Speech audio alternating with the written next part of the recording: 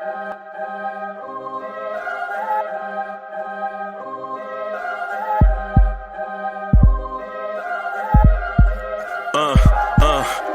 rank where the view is nothing less than phenomenal. For how I express and project from my abdominal. The only view better, both my daddy and my mama know.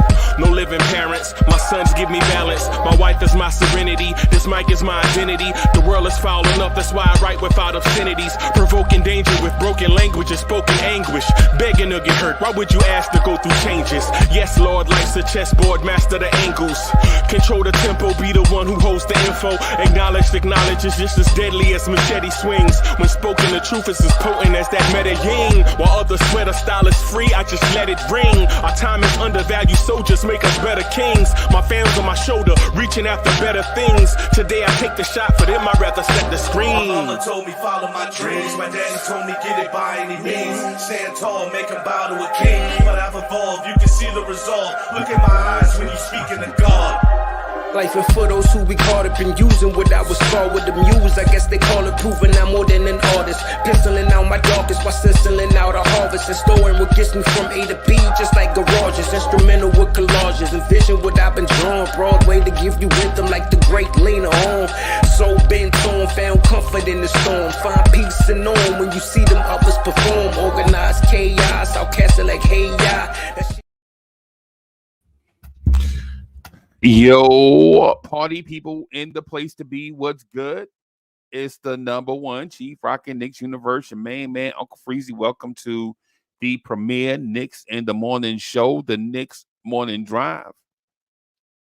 Welcome, welcome, welcome for wherever you are. Whether you are a trucker on the long drive out there on the road listening to your man's Uncle Freezie come through your speakers, helping you through your ride, whether you are at your cubicle, grinding through, taking customer service calls and things of that sort, or maybe you're working from home with your team. Everybody's on a linked up call. Welcome. Whether you are a factory worker at your station, got the earbuds in, got Uncle Freezie coming through your earbuds. Welcome, welcome, welcome. Salute, salute, salute. If you're in the office, in your own office, and you got Uncle Freezie up on your 40-inch TV. Thank you, thank you, thank you for rocking with us. I'm hoping we can make your day enjoyable. Salute everybody. So I wanted to be here last night and yesterday, but the other day, man, on the Knicks Morning Drive, the Knicks at Night podcast on Monday night, y'all could tell I was struggling a little bit. I was out at a store and a lady sneezed right in my shirt, and I knew it. You know how you paying for your stuff, and she just sneeze just escaped like, Purf! And you look at, you like, oh, God dog it. And she's like, I'm so sorry. It caught me off guard. I didn't know. And I was like, oh. And by the time I got home, I was like, feeling it. So my apologies for yesterday. If Cowboy Bob would have just hit me up, Cowboy Bob could have hosted the shows yesterday, man. Cowboy Bob is a slacker.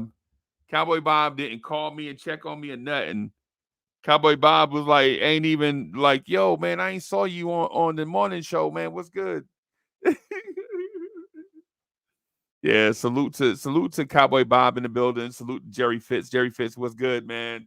Andre Walker, man, what's good? DSJ, the original DSJ, is in the building. JM, what's good?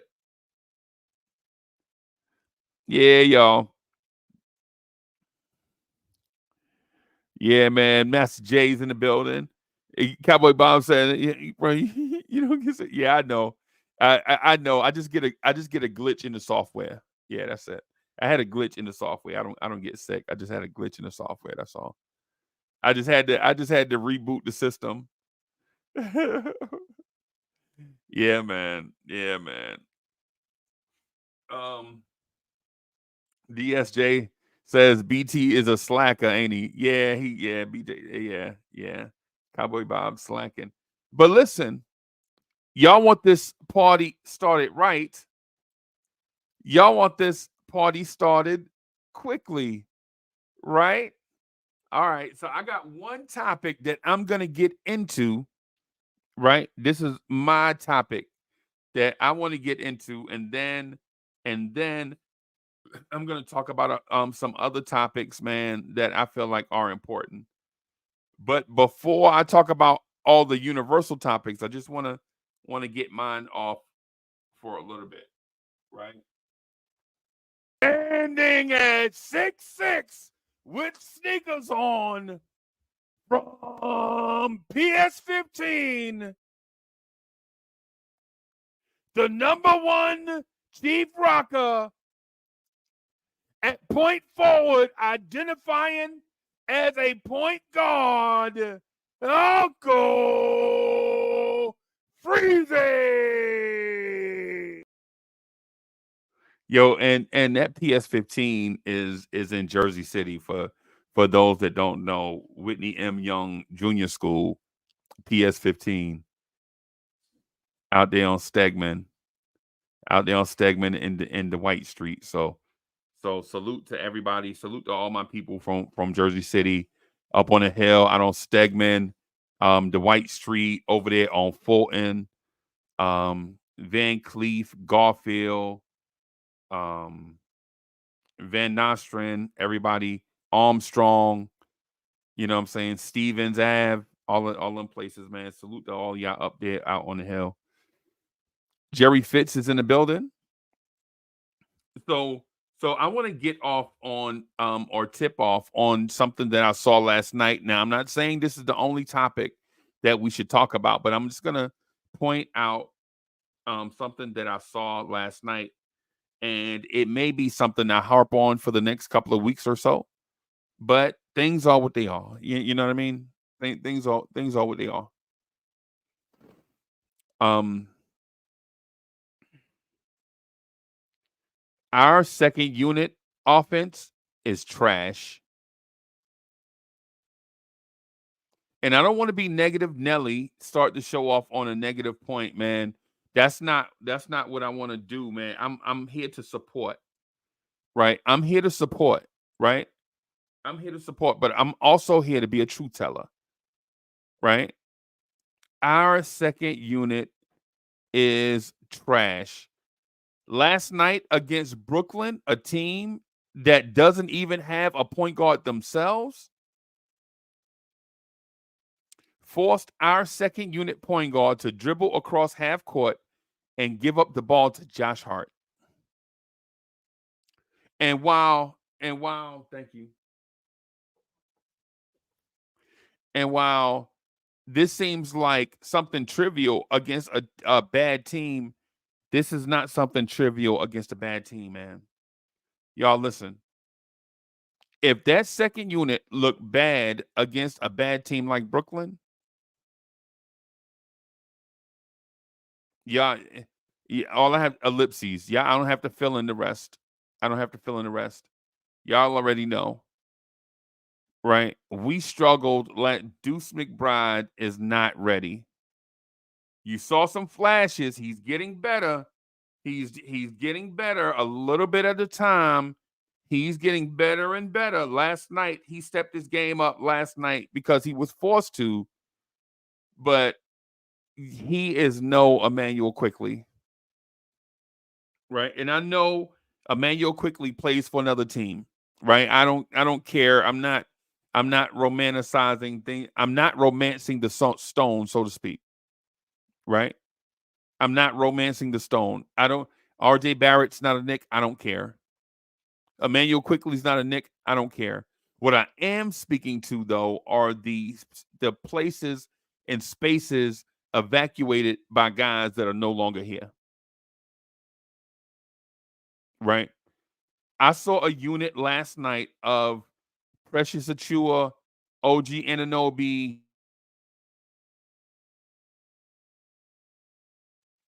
and that offensive unit is terrible. terrible, right? I think it's incumbent upon Leon Rose to make. And listen, everybody, I'm not saying the players are terrible. I'm not saying the team is terrible. I'm saying that collection of 5 is terrible. That collection of 5 is terrible offensively playing together. When I saw last night against Brooklyn, I saw 2 times down the floor where Precious Achua was looking to create offense because nobody else could. Precious Achua creating offense. Dog, Jerry Fitz. I know you're gonna want to talk me off the ledge. Jerry Fitz, that's my man. Jerry Fitz is my man. 50 grand, right? I know Jerry Fitz is gonna try to talk me off the ledge. But Fitzy, look, any scenario where Precious Achua it has to create offense for a unit is a terrible unit, bro. There's nothing you can tell me about that, Jerry Fitz. And Fitzy, you know I know basketball, bro. You know I'm not just a random fan looking to rant, pick out something negative in a great win. The win was a great win. I was on the edge of my seat. I was on the edge of the recliner. Let me say it that way. I was on the edge of the recliner just waiting for one of our stars to step up. Right? But bro, anytime that Precious Achua has to generate offense, anytime that Precious Achua has to generate offense for your team, your offense is terrible. Now, did we win the game? Absolutely. Am I concerned going forward? Absolutely. Am I listen 100% all in on this Knicks team? Absolutely. Absolutely. But anytime Precious Achua has to generate offense, we're in trouble. Right? And then, so I saw OG Anunoby go get the ball from Precious Achua and generate offense, but you can tell OG Anunoby can generate his own offense anytime he wants, but that's not his mentality. His mentality is not to be a offensive hub. And you could tell. You could tell because when when OG Anunoby kicked the ball back out to Deuce McBride for 3, you're like, you could see the relief in his face when that 3-pointer from Deuce McBride went down. You could tell. Right? Now, am I saying Deuce is a bad player? Grimes is a bad player? Josh Hart is a bad player? Precious is a bad player? OG is a bad player? No, I'm not saying that. What I'm saying is that group together is a non-starter offensively. We can't live with that. We have to make a move. We have to make a move. And the thing is, Tom Thibodeau is not going to admit that we need to make a move because the end result is that we won against a team that we probably should have blown out. But a win is a win. And listen, and I'm with everybody. I'm not complaining. I'm not saying this team is a bad team. Don't get it twisted. But my expectation is I have a championship level expectation. And a win is a win. Get these dubs. Right? A win is a win. That's what we want. That's what we expect. Right? But if heading into the trade deadline and you see that second unit needs a scorer on it or 2. That second unit needs a scorer or 2 on it. Because Josh Hart's not a scorer. Josh Hart's not a scorer at all. I don't know what Josh Hart is right now. I'm not going to get onto the Josh Hart thing. I'll leave that for the open panel whenever we get there. But what I will say is this. I think it's incumbent upon Leon Rose to get a scorer off the bench. Tibbs will never admit to it.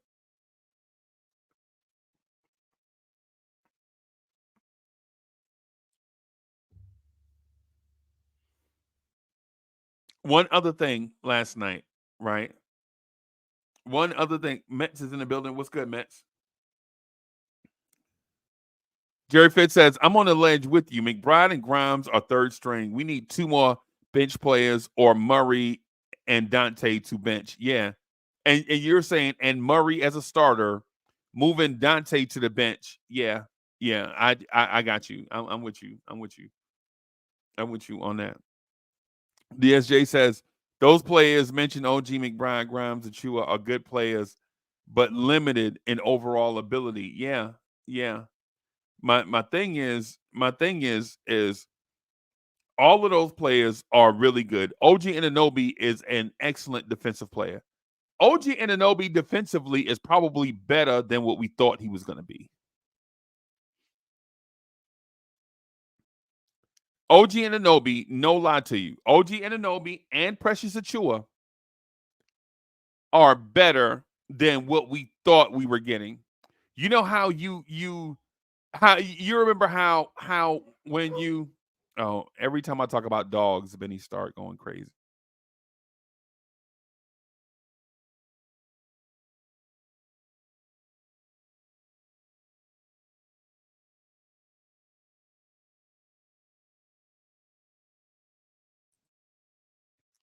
Every time we start talking about dogs, my dog Benny starts going crazy. So I like that. I like that one better. I'm just gonna leave this one up for right now. The Blorange Tears rectangle. I'm gonna leave that up for right now. I probably have to do a different one, something bigger, something more bold, because when I do it like this, you could barely see the watermark on the screen. So I guess that's why they call it a watermark, right? Because it's barely seen. So my thing is OG Anunoby for RJ Barrett and Emmanuel quickly. I think I do that trade 100% of the time. Like the other parts that came with and went away with it, like the second round pick, I don't right now. I don't care. At the draft, I'm sure I will care, but right now I don't. Right. Getting Precious Achua. Um, um, he's a energy big that is just an energy big. To me, Jericho Sims, and Julius Randle are the same archetype, except Randle is a million times better than those dudes, right? The 6'9", 250 guy, lots of energy, just a ball of muscle. Yeah, Randle, Precious Achua, Jericho Sims are all the same archetype to me. Volume rebounders, all of blah blah blah. But Randall's skill above most guys in that archetype. Y'all see him all around the league, 6'9", 250, athletic, all that. Randall is a million times better than most of those guys, right? That's why I always put respect on his name, because the Randall archetype is Precious Achua, right? The 6'9", 250, come off the bench, can play some five, can play some four, dribble a little teeny bit. Y'all know the archetype. You remember I mentioned Nathan Knight. Nathan Knight, the same guy, 6'9", Isaiah, what's the dude name that was here with us? Isaiah, the light skinned dude. The light skinned dude that we had him at the end of the roster last year. Isaiah, whatever his name is. We got him from Oklahoma City. Yeah, I know the guy I'm talking about. The light skinned dude looked like Quentin Grimes' older brother. I forget his name. But anyways. Yeah. Isaiah Roby, that's him. Thank you, D Nice. Thank you, Just Knicks. Yeah. Yeah, thank y'all, man. Yeah, y'all got it. Isaiah Roby. Yeah, all those dudes, the 6'9", 250, athletic, big ball of muscle guys, all of those guys are really the same archetype, right? All of them is really the same archetype, same type guy. Same type guy as Randall, except Randall is supremely skilled at that. And we don't notice that Randall is so much better than that archetype. We don't notice it because we critique his greatness, right? We don't notice it like we critique his greatness on that scale because that's where he put himself. So it's easy to criticize Randall because he put himself in that upper tier conversation through hard work. And so we criticize him. So what? You know, he's an NBA player. I'm not going to send Julius Randle virtual hugs with teddy bears when he do something wrong. Right. But what I'm saying, though, is when you look at the opposite of that, when you look at Precious Achua, when you look at Jericho Sims and what they provide to you offensively, you're like, yeah, this is a non-starter right here. We got to get a guy to set those guys up. We got to go. We have to go get I know people are saying we just need a playmaker, but we don't. For those that keep saying that, I don't think they understand how basketball works. Right? Because Brooklyn had a playmaker come off their bench last night, Cam Thomas. He did exactly what people are saying that they need, and they lost. He was out there surrounded by Dorian Finney-Smith and some other guys that are in that archetype, energy, bigs, blah, blah, all of that. And Cam Thomas was out there by himself. And that second unit lost to our second unit, which was abysmal. We don't need a Cam Thomas. In my opinion, we don't need a Jordan Clarkson by himself. Like Jordan Clarkson by himself can't be the move. We have to go out and get another point guard. This roster needs a point guard on it. Because if truth be told, Jalen Brunson may not be the classic point guard. He may not be the classic archetype point guard type.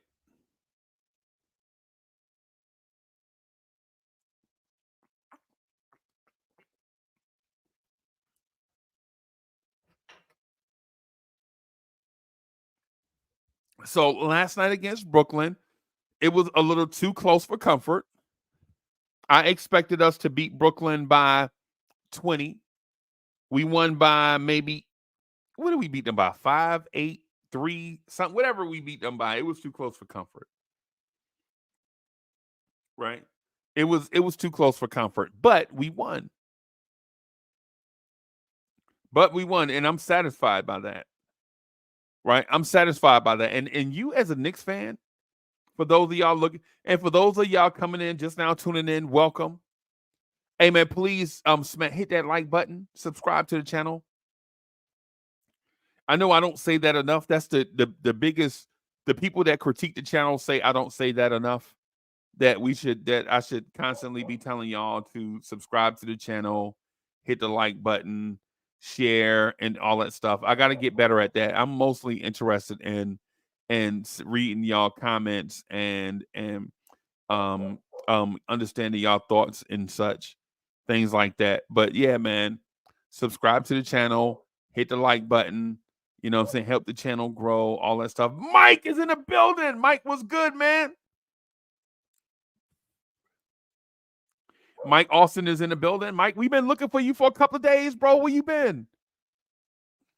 Oh, but yo, IKBM Dre, don't tell me Big Mike done hit the lottery. Big Mike done hit the number, and Big Mike done hit the number, and he done moved out the city. That's what happened. Big Mike done bought him 2.5 acres in Connecticut, 6 bathrooms, 7 bedrooms, in Connecticut. Travel Vibes is in the building. What's good, man? Craig is in the building.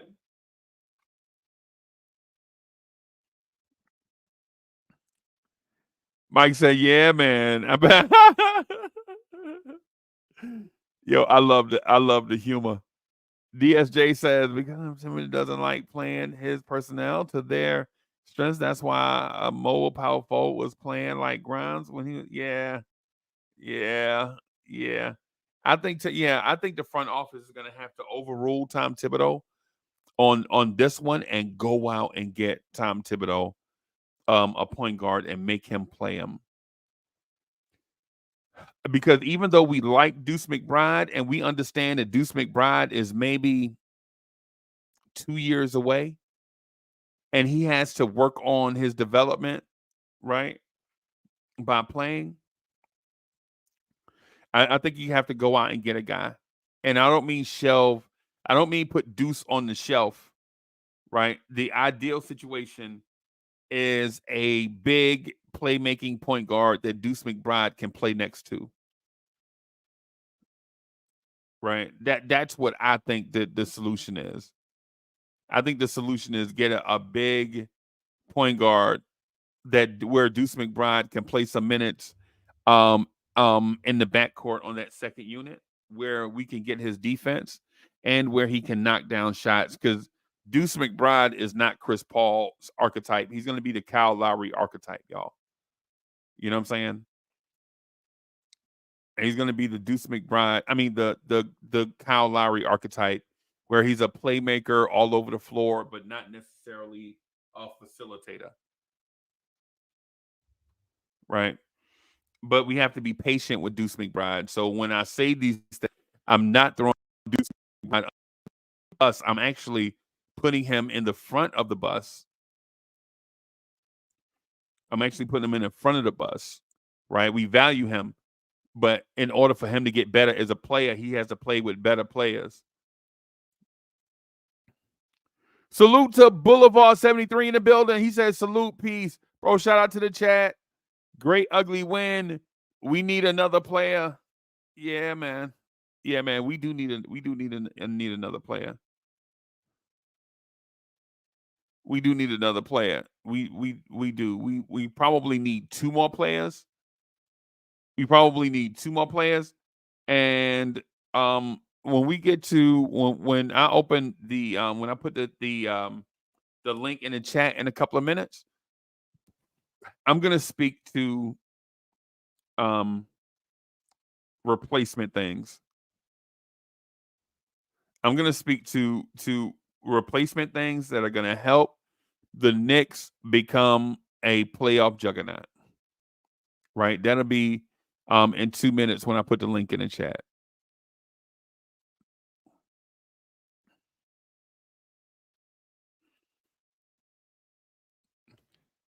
Or maybe more than 2 minutes. Maybe 2 minutes or so. Yeah, so we beat Brooklyn 108-103. No big deal. Who is Brooklyn? Nobody. You know what I'm saying? No disrespect to Brooklyn, but disrespect to Brooklyn. Y'all know the vibe. Shout out to my guy, big fan Breezy, always classy. You know what I'm saying? I know he frustrated with where the Nets are right now. That's my guy though. I go through every now and then. Every now and then I'll go through and chop it up with them guys.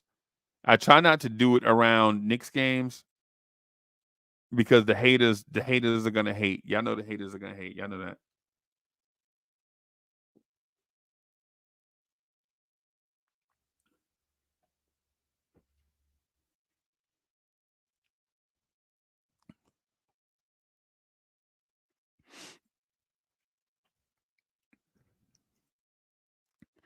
Jerry Fitz says Tyus Jones and Daniel Gafford works. Colin Sexton and Kelly Olynyk works. Hey, you know what? And you can't spell Olynyk without NYK. But Murray and Mitch back early March is what I'm holding out for. Mitch will be back early March, 100%. Let's see. Danny Landis is in the building. What's good, Danny? Danny Landis is in the building.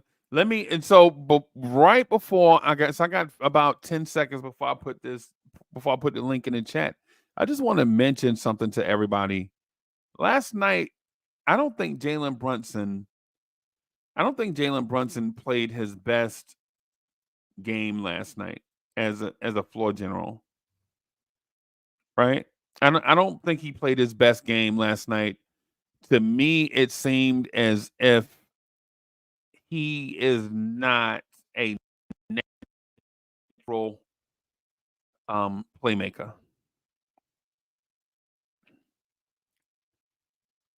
Right. To me, he's giving me the vibe that he's not a natural playmaker. Um and if that's the case, so what? Right? You don't have to be a natural playmaker. You could be a natural scorer, right? You could be a natural scorer, so what? You could be a natural weapon, so what? You know. Sandy, good y'all. Morning, Freezie. Freezie. Good morning. Hey, what's up, boss? How you doing, Hey, buddy? man, I'm good, man. I'm good. How y'all? My arm's in a little bit of pain, but I'm fine. I don't know why it's in pain. Okay. Well, hopefully things will be better. Right. All right. So let me do this real quick, man. So Jalen Brunson is not a natural playmaker. It's not a big deal to me that he's not. I do, however, feel as if you are gonna have Jalen Brunson as a weapon, as a scorer and playmaker, then I think you need to add a facilitator next to Brunson. And I think that's the reason why Julius Randle works next to Brunson because Randle is not a facilitator, but he's also a playmaker. And if you add a facilitator in between both of those guys, I think what it does is it makes Brunson and Randle's jobs easier on a nightly basis, where you'll see Randle's assist totals maybe go down a teeny bit, but you'll see his rebounding go up a lot. Generally, a guy that's an assist guy is not necessarily a rebounder. So when you see Randle's assist totals be high, you can count on his rebounding numbers come down. And for those that are going to talk to me about the triple double threats, those are rare. Don't talk to me about Oscar Robertson or Russell Westbrook because there are in between those guys, there are probably 2,500 other NBA players that have played in between those guys that are not that archetype, right? It's like saying, well, we just need to go find a Kobe Bryant or Michael Jordan. Guys like that don't exist everywhere. You just can't go get one, right? My thing is the thing with Brunson last night, it looked to me late in the game like Brunson was legit on the verge of throwing the game away. That's what it looked like to me, not intentionally throwing the game away. That's not what I'm saying. What I'm saying is there were things that he still has to learn as a franchise point guard late in games. Late in games, like for instance, late in games, and you're down by 2 with under 3 minutes left to go. That's not the time for you to come down and shoot a dagger 3, even though you are a great dagger 3 shooter, right?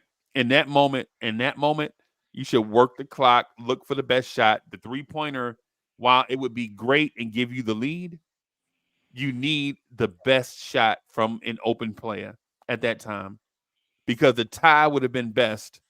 The tie is best, and the 3-pointer would have been great. But even if you don't get that 2-pointer, even if you go to the free throw line and split free throws, you still cut into the lead and kept it a 1-possession game.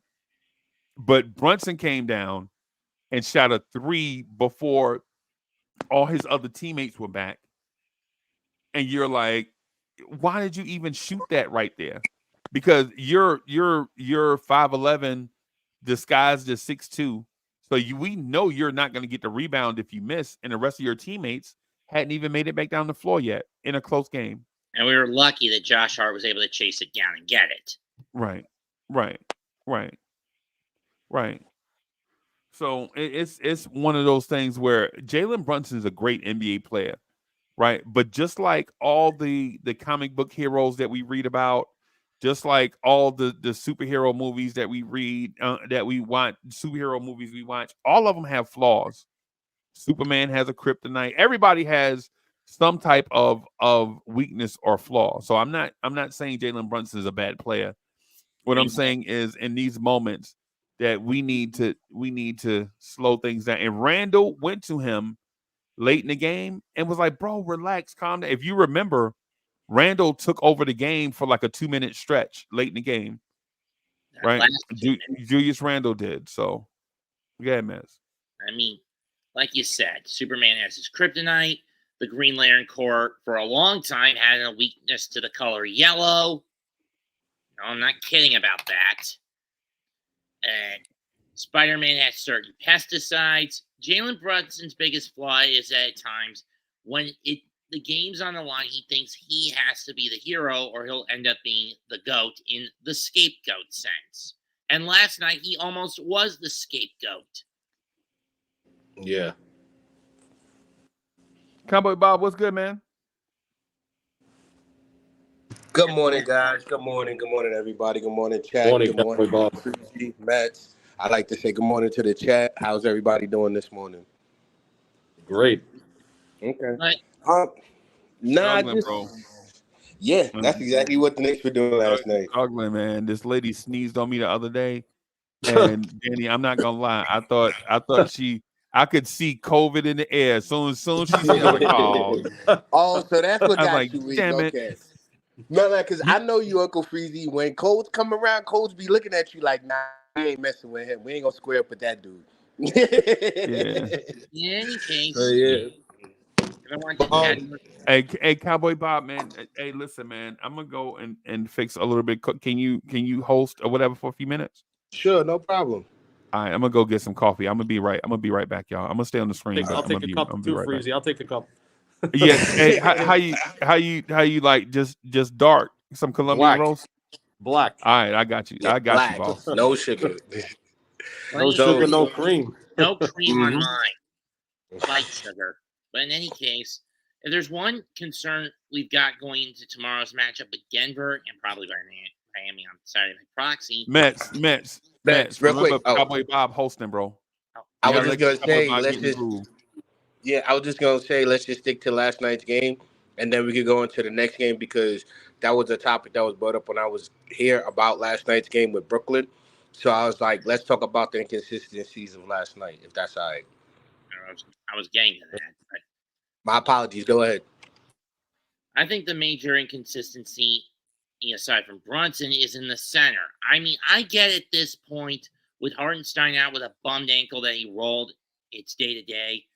He's forced to play Sims. But now you don't have an extra center on the bench to use. So what do? Sims is not the beastly border that Hartenstein or Mitch are, correct? No, not close. No, they're not. And that's what worried me last night. How good would Sims be when he's not as much of a guy who's reliant on rebounding? He's basically put in there for putbacks. He's put there for, if need be, which is awesome, corner threes. And we all know he sucks when he's put at the free throw line. Yeah. That's true, yeah. But I think Sims is going to be out once Hartenstein comes back. It's going to be Achua and this guy.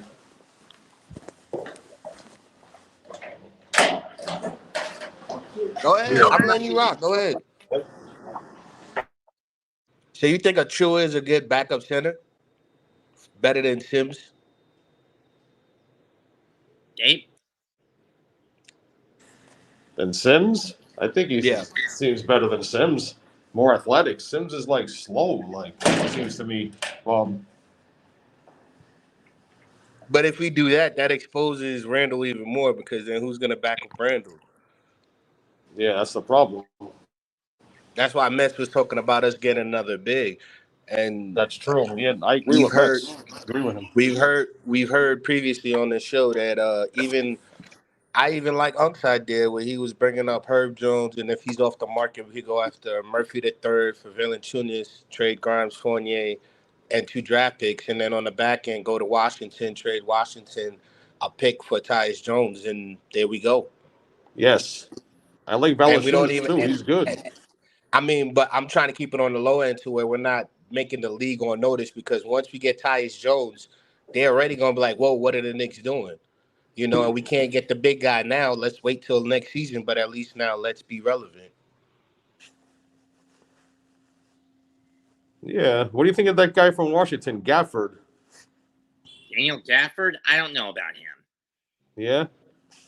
Me neither. I would rather have Zach Collins because he's a 10-year vet. He's going to give you a double off the bench, 10 points. He's shooting 49%. He's also going to give you 10 rebounds. He's giving 3 assists with San Antonio. So Yeah. he can help us off the bench with that, and we could give Fournier a draft pick for him, so he'll be cheap. Or I'm not really comfortable with Gafford because I think if we have Gafford, we should have just kept Gibson that we released. We But again, signed him and then we let him go.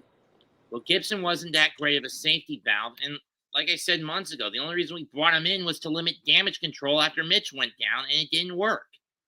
Yeah, you're right, Max. That's true. Didn't do nothing. But it would have helped if we had him now, though. Like if we still had Gibson, we could have still tried to hold over and do something.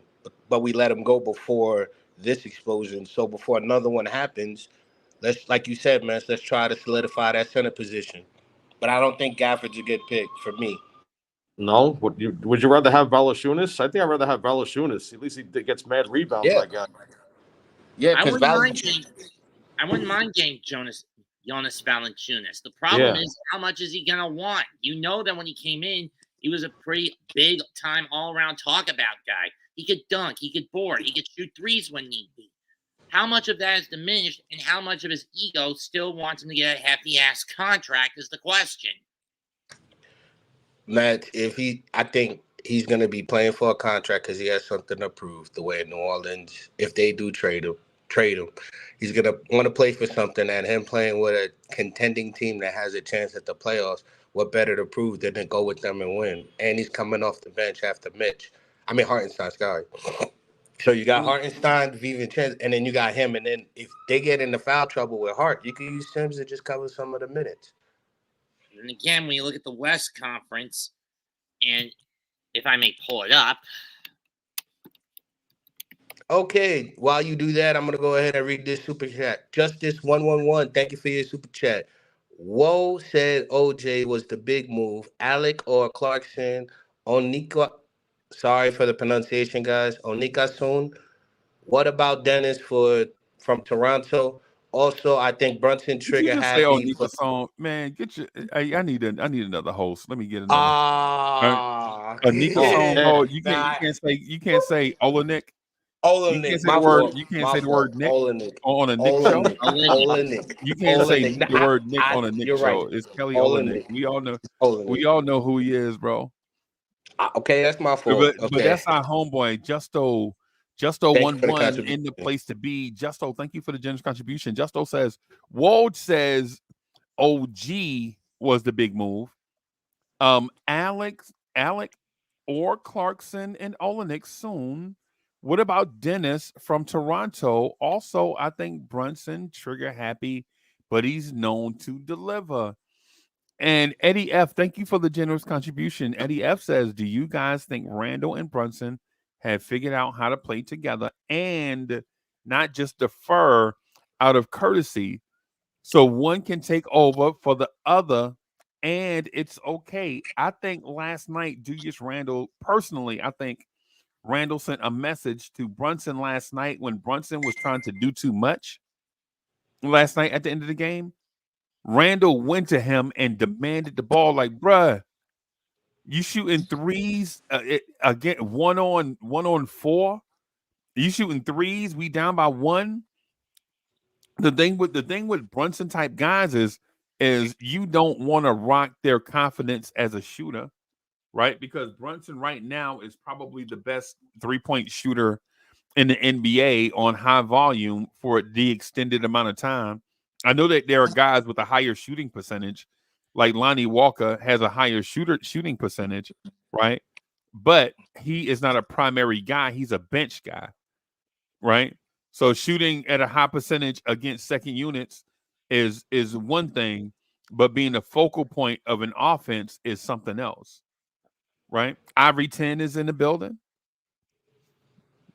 Ivory 10 says there's no way the Knicks can rely on Brunson step back threes. Yep.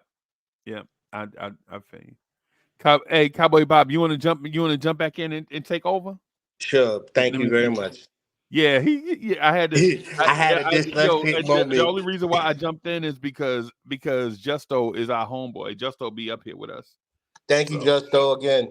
Mets, you looked up that Western Conference? Yeah, but I can't pull it up without Freezie bringing it in. No, I'm not putting Mets on the screen. No. It's a standing. No. He's like, we Eastern Conference, we Knicks. We gotta stay. Cowboy Bob is the host. Cowboy Bob. So check this out. So check this out. Cowboy Bob is the host. What we gonna do is continue the conversation, but we're not gonna put it up. Continue what you were saying, Mets, about your point. Well, as I was saying, with how tight knit the West Conference is, I mean, the Pelicans are in the hunt. The thing, and this was in regards to a Jonas Valanciunas trade discussion earlier, Freezie. Anyway. Okay. Wait, is it worth the risk to the Pelicans to get rid of him at this point? At this point, I'm pretty much saying no. The only way they'll bother getting rid of him is if they crater. And at this rate, they're not wanting to crater. Okay. Oh, hey, well, Cowboy Bob, ask Mets about the reason why he said what he said. So, Mets, why do you feel like New Orleans? Why do you feel New Orleans won't make the trade? Because they're in contention. Why do you feel that they won't make the trade? And Cowboy Bob, when Mets makes a good point, bro, you got to ask him to elaborate on it. Like, yo, Mets, drill down on your points. Mets, can you please elaborate? Because I think, honestly, to say the truth, with the draft picks, Fournier and Grimes added to them, they could still contribute. I mean, considering what Jonas is, if he's on, let me see. Actually, he's not on the team this year. Oh, there he is. Never mind. Let me find him. Let me see what he's been putting up this year. Let's see. Well, he's putting up 14 and about 10 a game. This is his 11th year in the league. He's been basic. His lifetime stats, he never averages. He's averaged more. Yeah, hey, Mets, we don't care nothing about all that stuff. What we care about is why would New Orleans would value him enough not to trade him, and or why would he add value to the Knicks? Like, we don't care about his lifetime achievement stuff. Like, if the thing is if he's so good that they don't value him, I mean that they value him in that way, why would they want to upgrade the center position? Does he not do something? Does he just not fit what they're looking to do? Like, is he basically what I'm asking you? Is he a stiff and they're looking to be athletic? Does he not provide floor spacing? What is it that they don't value about him that would make him a fit for us? Maybe it's the lack of floor spacing he provides. Maybe he's a stiff, or maybe it's because of his age. I don't know. It's something along those lines. But regardless, at this point they're at now, I'm not sure if they want to give him up. On the other hand, if he does get shipped out for some draft capital, the Fournier and Grimes, that leaves open options on the Knicks bench. You have, for whenever Mitch or Hartenstein go down, because Sims is not very reliable as a board beast on in the center spot. Right. So Valanciunas would help us with our backup with the center as well as with everything else we need. So, yes. Okay, so it'll be a Cowboy negative. Cowboy Bob, if I may, I'm gonna say something that you guys have never heard before, or we rarely talk about. I think we need to get Valanciunas because Tom Thibodeau's defense keeps centers hurt. Since day one he's been here, our center position has been a rotation of a mash unit since day one, right? Since day one he's been here. Mitch has been hurt. Novell Pell has been hurt. Nerlens Noel. Everybody, Noel, yeah. Nerlens Hartenstein. Noel has been hurt. Right now, Yeah. Isaiah Hartenstein is hurt. Right, Jericho Sims was hurt last year in the playoffs. Remember, we didn't get Jericho Sims because he was out with the shoulder injury. For those that don't remember, right? The reason why I feel like you need to get a veteran big man at the trade deadline, somebody that may not be a part of your future, but will be definitely a good part of your present, is because we don't want to get to the playoffs with all of our centers banged up. We don't want to go into the playoffs with Mitchell Robinson working his way back into shape after an injury, Isaiah Hartenstein dinged up, Jericho Sims, who, you know, you don't know what you're going to get, and then Precious Achua. You don't want to you don't want to be the walking wounded at the center position going into the playoffs, especially if you get an odd matchup, say versus Orlando, right, who has a stretch five in Wendell Carter, or Batadze and Paolo Banchero, or you face Philadelphia with Joel Embiid, you know what I'm saying, or a team with or Boston with a Porzingis. You don't want to be the walking wounded going into the playoffs when they have those type guys. What you could do is get your guy Valanciunas and play him until Hartenstein gets completely healthy, right? Because in my opinion, Danny, in my opinion, when the Knicks get like this over injuries, it's always something serious, right? You remember how Tibbs said the other day, man, it's a sore foot, right? The last time I heard him say it was a sore ankle, it was Derrick Rose, and Derrick Rose wound up being out for the season. Remember that? Yeah. 21-22. Yeah. So I don't trust the Knicks and how they discuss injuries with the public. I'm not saying that they're lying, right? But what I'm saying is, bro, like for instance, I remember Mitchell Robinson, the last game you saw Mitch in, Mitch left the court, went into the locker room, and then came back to the bench. And then Tibbs put him back in the game.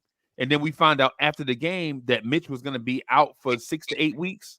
And then we find out later on that Mitch was going to be out for the season. And then we found out later on that Mitch will be back sometime this season. Right. So I don't necessarily trust what the Knicks say about injuries. You remember RJ Barrett with the migraines? Yep. And how are you RJ Barrett with migraines, but we see you at the game celebrating with your teammates? Any of y'all that have ever been in a loud arena, you know that's not the place to go when you have migraines, right? No. Right. When you The have vibrations migraines, hurt. the last place you want to be is a stadium, a NBA game in a stadium, jumping up and down. So when the Knicks say stuff about injuries, I'm not putting them on blast. I'm just saying I don't trust it. Right. I just don't trust it. So the fact that we're talking about Valanciunas is we're not getting Valanciunas for the future of Knicks basketball. That's not what you want to do. You don't want what I'm getting at, Cowboy Bob, without trying to take over, is that you want to address the short-term needs with short-term moves, right? You don't want to address short-term needs with long-term moves. Long-term moves. Right. You don't want to, for instance, you don't want to go out and get a short-term piece and then he's going to be on the roster for the next 3 years. And then now you got to figure out a way to trade him or figure out a way to get him minutes, right? By getting Valanciunas, you get him for this playoff run, right? You get him for this playoff run after the season. Valanciunas either goes his separate ways and does whatever a Valanciunas likes to do, or he stays with us in a role that fits the Knicks. More than likely, he'll leave because he feels like he's a starting center, right? And the Knicks already have 2 starting centers in Mitchell Robinson and Isaiah Hartenstein, right? So Valanciunas wouldn't want to be here as a backup big for some guys that he feels like he's better than. I agree with that. And it helps us with the long, like you said, it helps us right now solidify our playoff runs. That's why like I said, I like Zach Collins, but Valanciunas, based off of what we've been talking about, I prefer that move because he has more to play for. He's gonna be, like you said, he wants to be a starter, and he's gonna have something to prove. We give him the starting He is a minutes. starter. He's No, an I'm NBA saying starter. Yeah. he is an NBA starter. But what I'm saying with us, we give him those minutes, like you said, with Hartenstein rest, let him show what he got, and then we could actually be better because we don't have to rush back Mitch. We don't have to rush back Hartenstein. And I agree with that because Valanciunas, he will also give us rebounds and points, but I think he's also, the way he is with the floor spacing, will help slow down the defense with the second team or the first team, whoever he plays with, whether Hartenstein comes back early. That's But true. it allows him to slow down that, and he could play more of a defensive game to where Randall, he doesn't have to be too And aggressive on rebound Valanciunas can score around the and basket. can't score around it. Yep, that's what I Yeah, was he going to can get to. score. I He was can like, score around the basket. He's like a brick wall down there He's where strong. you Yeah. can give him the ball and down in the paint. He can give you, and he's an excellent screener. So yep. he's a valuable NBA big man. The thing is why New Orleans doesn't value him, I'm not concerned, right? Because this is not the Pelicans one and drive, right? If they value him, they value him. They don't. When I'm saying the reason why I was asking Mets that is how he fits here, what we're willing to pay, right? And is that value for him diminished because he doesn't fit in what they want to do? In theory, what it looks like what the Pelicans want to do, and not that it's the Pelicans want to drive, but what it looks like they want to do is create more spacing for Zion and Brandon Ingram and Herb Jones and Trey Murphy III and that young shooting guard they have. All those guys, they want to get athletes in space, right? They want to get athletes in space and run. And Valanciunas is not an athlete in space. He's the opposite. So he doesn't have value. Things is if they just have a strategic turn where it doesn't fit, where that guy doesn't fit. Yeah. And like you said, with the screens, that'll help Brunson with. We could even do some dribble handoffs, like they call it, and he could get better shots at the three to where it's not as contested. And then it could also help out Randall with down low, where we don't have to expect Randall to give us 11 rebounds. We could deal with 8 or 9, but give us like maybe 4 or 5 assists, so where he's more balanced. I'm not saying he could average a triple double, but that balance he helps up the offense. And I like So the fact that Dre says to you that the Knicks aren't trading for another big. okay. What I would say to that is, I know a lot of y'all love Jericho Sims and Precious Achua and what they bring on a nightly basis. But what I'm telling you guys is Precious Achua and Jericho Sims should not be in a playoff rotation. Those two players are not players that you play in a playoff rotation. They're just not. Their feelings. Right? If your season is depending on Precious Achua getting 17 minutes, then you're not really a playoff team. If your playoff team is depending on Jericho Sims to be your starter, you're not a playoff team. You're not a playoff team. Right. And I understand the logic. You say, well, just throw any big in there to hold it down until Hartenstein get back. No, that's not what you want to do, because for one, Hartenstein's injury is not guaranteed to be Hartenstein's injury. It's the Knicks we're talking about. Right. And two, if Hartenstein gets in foul trouble in the first 2 minutes of a game, let's say, then now you're asking Tom Thibodeau to outcoach the other coach for 46 minutes. 48. No, it's 46 He said minutes. first 2 minutes in. Man. He said first 2 minutes in, so it's 46. Yeah, I know how to count. Nah, but that's actually a good point. Because you don't want Tom Thibodeau trying to outcoach Eric Spoelstra. That's not what you really want to do. What you want to do is be in this situation where, all things even, you can kind of depend on the athletes to do what they do best. But you don't want to be in that situation where you handcuff Tom Thibodeau, so to speak, and then now you ask, and Mets have been saying it for years. Now, you ask Tom Thibodeau to be something that he is not used to being. Uh-huh. Right? You asking Tom Thibodeau to make adjustments, right? Or to create a system with players that he doesn't know how to use correctly. Because if you really want to be honest, the roster before Tom wasn't all perfect, but the way it is now and it's constructed, I think it's solidified. But with our center position, that's most important. Because you brought up that not even just the injuries. If we play against any other team, all they gotta do is attack down low, and then that gets Randall also in foul trouble as well. And then what happens with OG, where OG's got to be playing out of position because we got to use Hart and him. That throws off a lot of the chemistry. But what I also wanted to say about with last night's game, how we were playing. I mean, I know it's Brooklyn, but at the same time, it's like the way the Knicks were playing. It looked sloppy. I'm glad we won, but at the same time, when you notice the inconsistencies of Brooklyn is why we won. They even left Brunson open for a three. What happened is they come down with the ball. McBride has the ball. He passes it to Randall. Randall kicks it back out to Hart. Hart's wide open. I could see that. But then Hart passes it to Brunson. Brunson's wide open on the corner three. And I'm like, normally they would have double teamed or try to like cut off the pass with Brunson and allowed Hart to take the shot. So we were taking advantage of that. But when it comes playoff time, that's not going to work. So we need a big to solidify our offense with rebounding to where we're not expecting too much of Randall to be a facilitator, a rebounder, a passer, and a scorer. Same thing with Brunson. Just have Brunson focus on just scoring and getting down with fast breaks. Okay. So what are you asking us?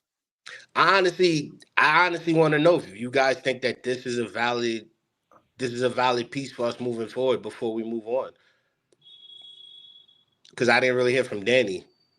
I don't understand what you're asking. Okay, what I'm saying is the addition of Valanciunas. No. What are you asking? Not what you're saying. What are you asking?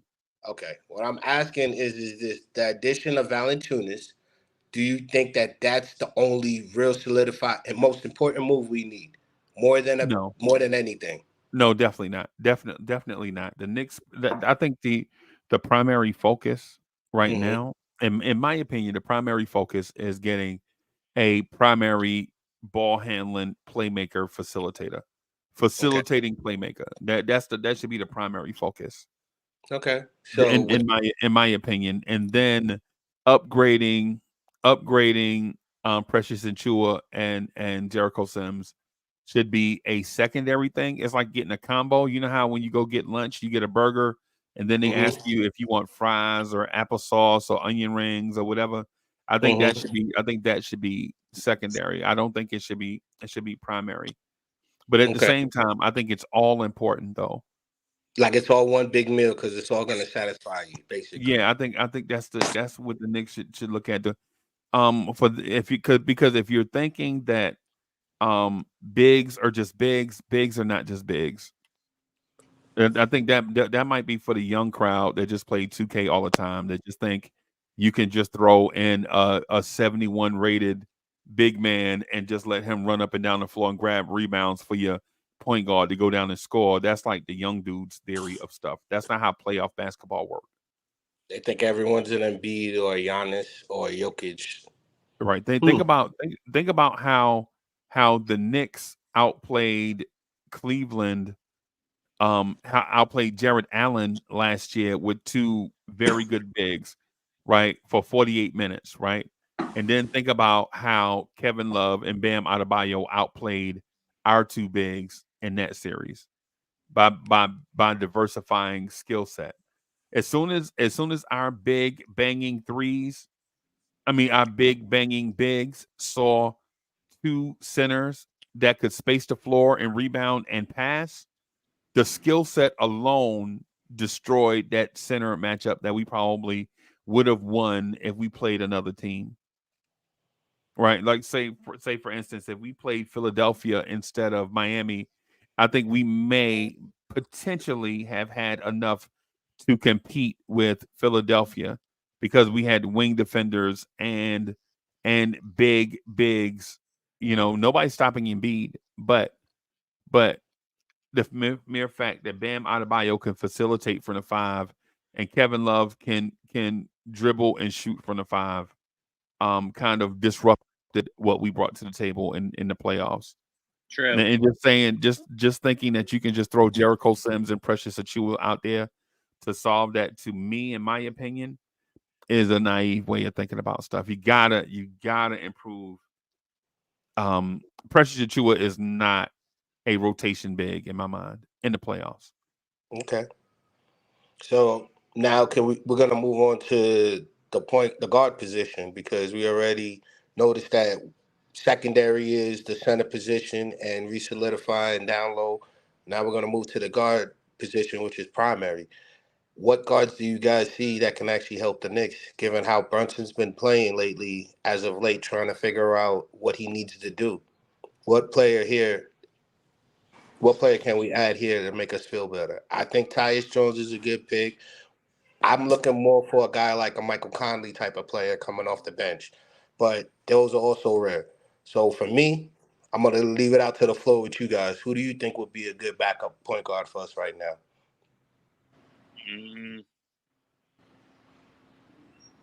I wouldn't mind Ty, but depends on the skill set. He's only going to be here to facilitate, because I think, if I'm not mistaken, when we played against Washington, he had 15 assists against us.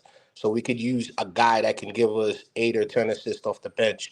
And also we could rotate him out with, let's say, DiVincenzo and if we have Grimes and Tyus is out there, we could switch out DiVincenzo here and there, and he could probably facilitate more, to where Brunson can just come in and score and be more of a floor general. I mean, I could see that. I mean, we are the second worst when it comes to assists in the league, are we not? I'm not sure. I haven't seen lately, but I know we're low. Because last time I checked, I think Indiana had like 32 assists a game, and I think we had like 20. 24. Yeah, like 24. What we need to do is, for us to actually be better, is to get those assists up, get 6 or 7 assists through through the bench of our roster, whether it's getting Tyus Jones or not. But we need to find that, because that'll help our offense on the second team. True. I mean, and we are actually second worst when it comes to assists a game. Yeah, we started off early. We had like 27, and I remember me talking about it. Now I think we're at like 21 or 22. We've actually dropped. So what do you think, D? What do you think about Brogdon? Malcolm Brogdon? May I ask, why does everyone think Brogdon is a good asset to the Knicks? Because he keeps being brought up, and I'm kind of concerned about him. Outside of the injuries, what makes Brogdon a key asset to us? Hey, do you tell him why, Danny? Who's he play for?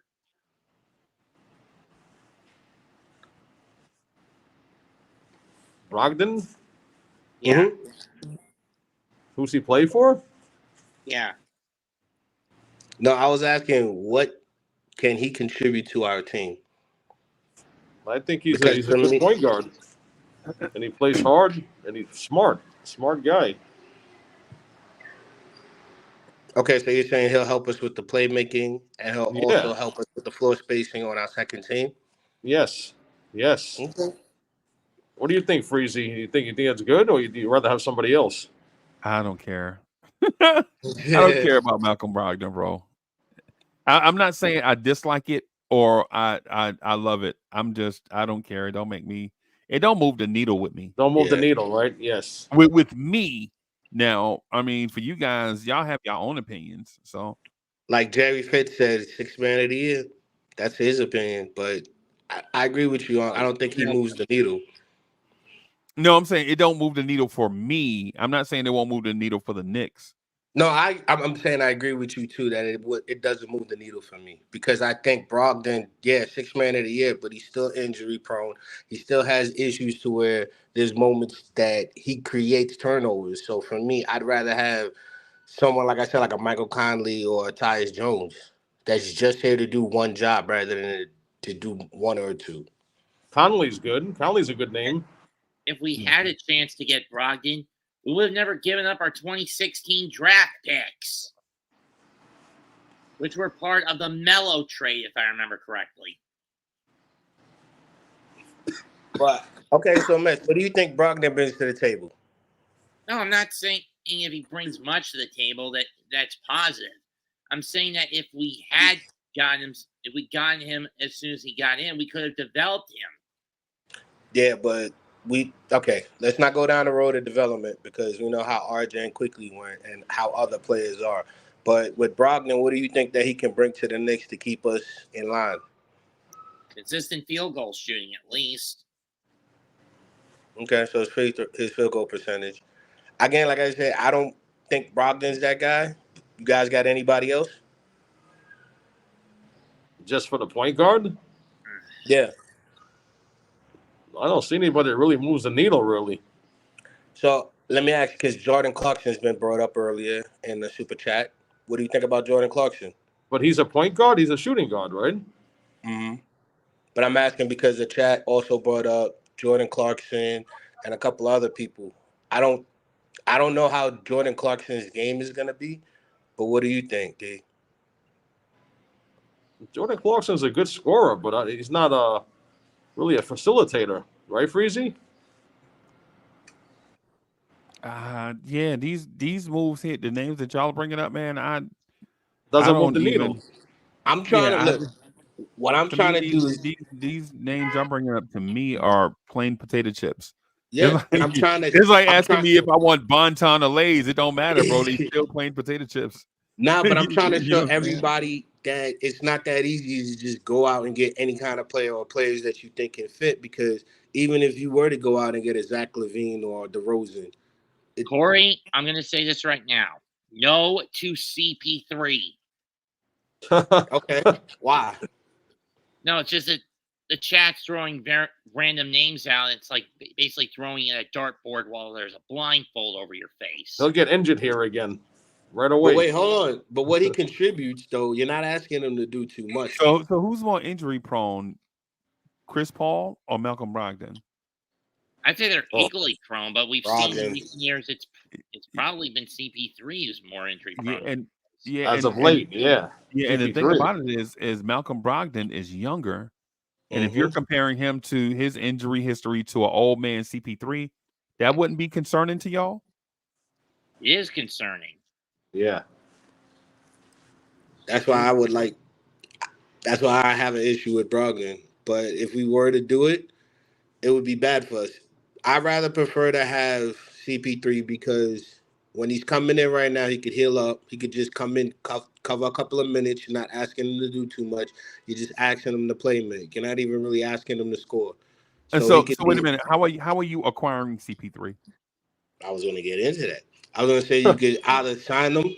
You could sign them by trading off a draft pick, like a second-round draft pick to Golden State, and then sign him because he's supposed to be. If you trade for him, why would you? But if you trade for him, you wouldn't have to sign him, bro. No, I thought he was playing for my fault. I apologize. So I would trade for him with a draft pick, and then try to get CP3 with like a second-round draft pick.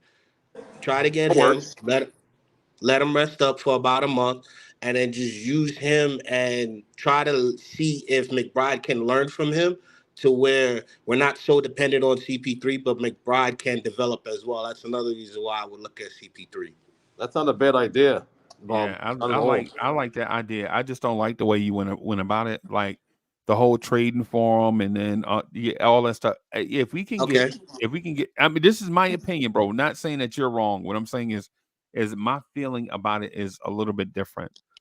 If we could get CP3 on the buyout market, where Golden State buys him out, and then we can bring him in for the vet minimum for this playoff run for the rest of the season, I'd be all for it. Yes, I'm all for that. Now, trading assets for him, I'm not a big fan of that unless you have a major move planned this summer for a star.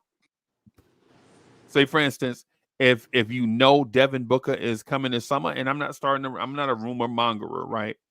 But say you know Devin Booker is coming this way this summer, right? Then I would trade for CP3 then, knowing that I had a star on the way, and I need that big money to facilitate a Devin Booker move, right? Where you move CP3's 28 million towards Devin Booker and things of that sort. That's if Phoenix would be interested in getting him back, That's a right? great idea, Freezie. But That's a that's pie in the great sky. idea. That's a pie in the sky move, though. Yeah. That's a pie in the sky. I'm not saying that. That's like less than a 1% chance of that happening. What I'm saying is if CP3 hits the open market as a buyout candidate, go get him. Okay. Right, Jump on them. right. Yes. That's the only way I think the Knicks should even think about acquiring Chris Paul on the open buyout market. That's it. Veteran Right? leadership, Yep. Freezie. Yep. And Him he's gonna and Kerry Cox beat me to it. I was gonna say the same thing about Gordon Hayward. Adding Gordon Hayward also. Right. yes. Him Yes. and for the record, CP3, Gordon Hayward, these guys are very injury prone. So keep in mind when you spend the vet minimum on both of these guys, you know that there is a risk that they may already be dinged up or they may be hurt for the playoff run.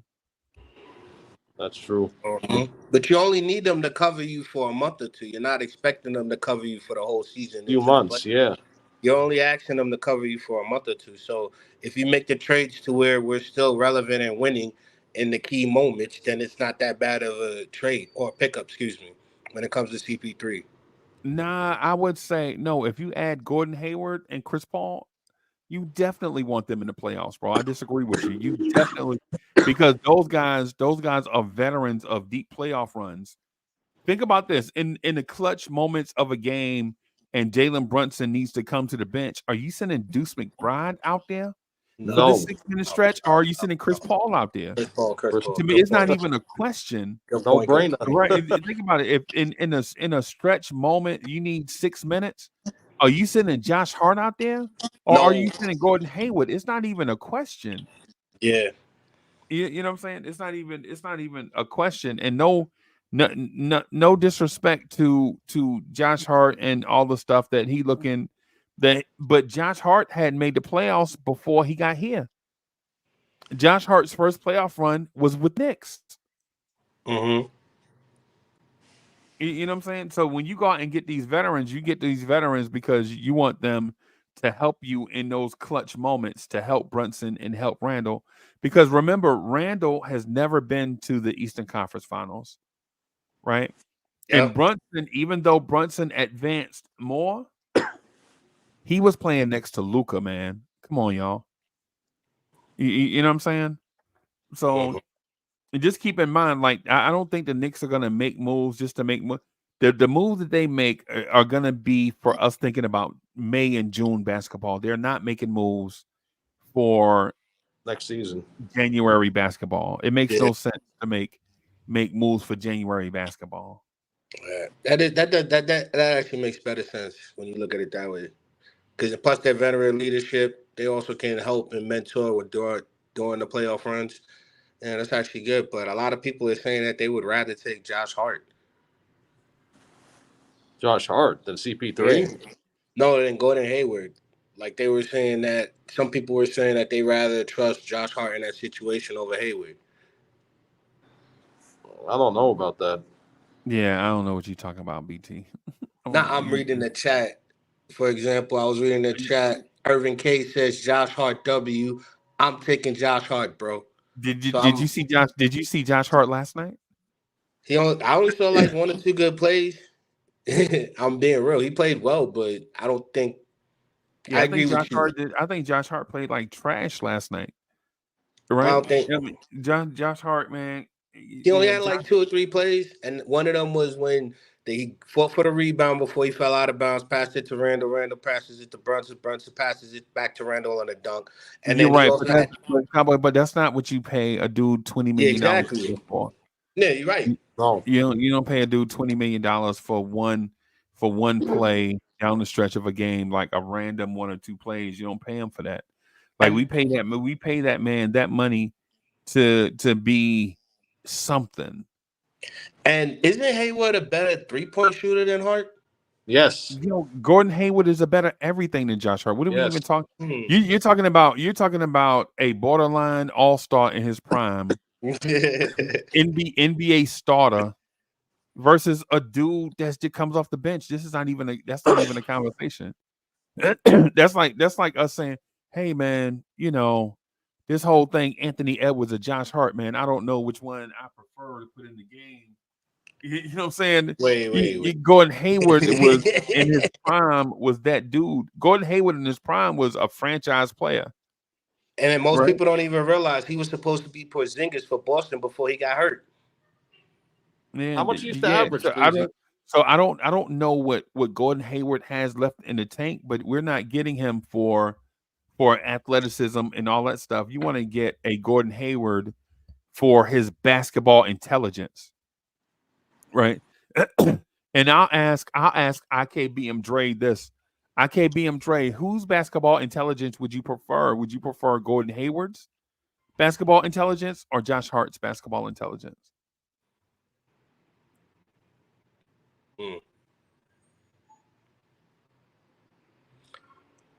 I like that right there.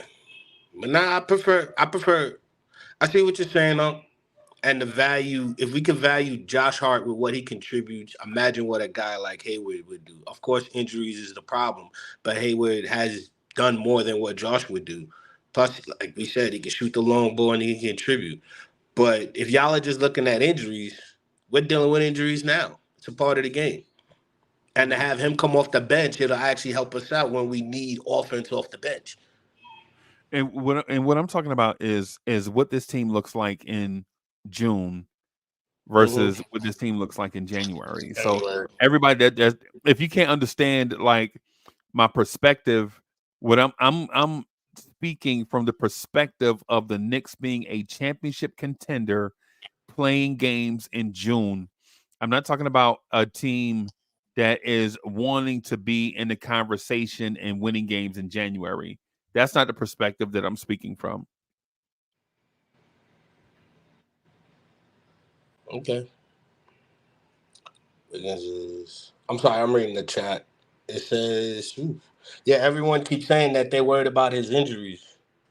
But if that's the case, then I don't understand how you guys. Let's stop right there. I'm gonna switch places with you. I'm gonna be the host for a little bit, right? Go ahead. Just real quick, right?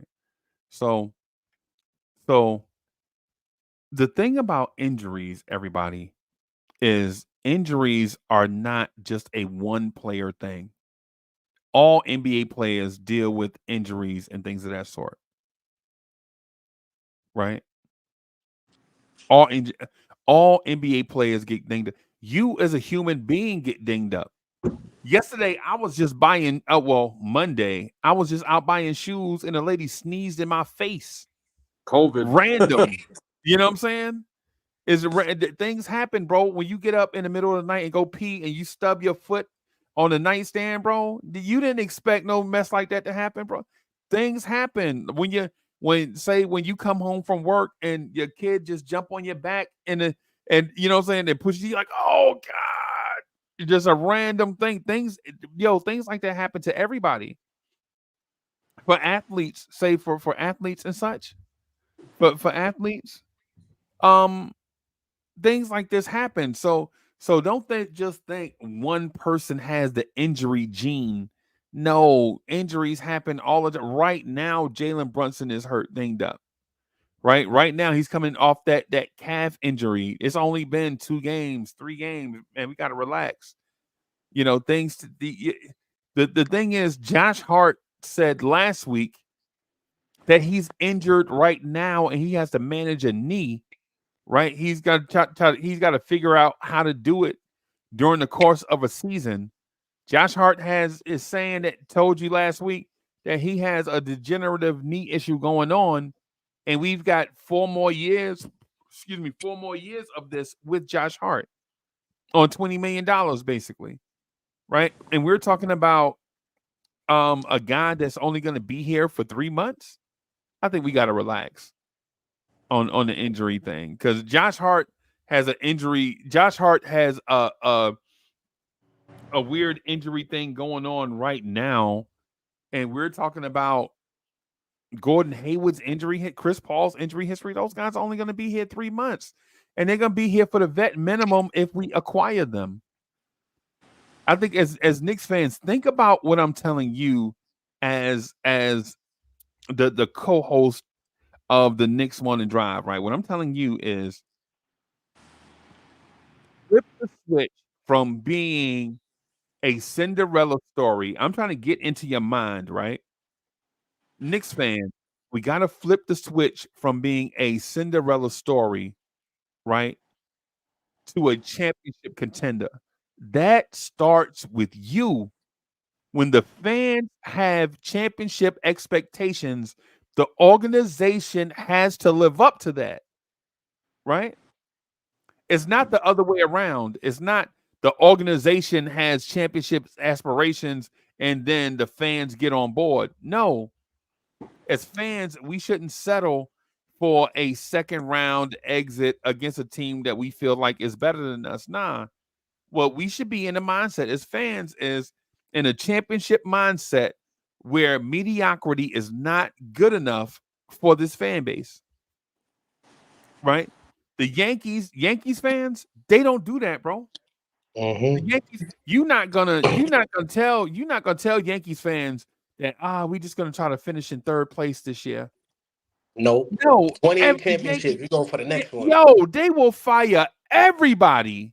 Mm-hmm. Yeah, And pay the most money for the players or whoever to win. Right.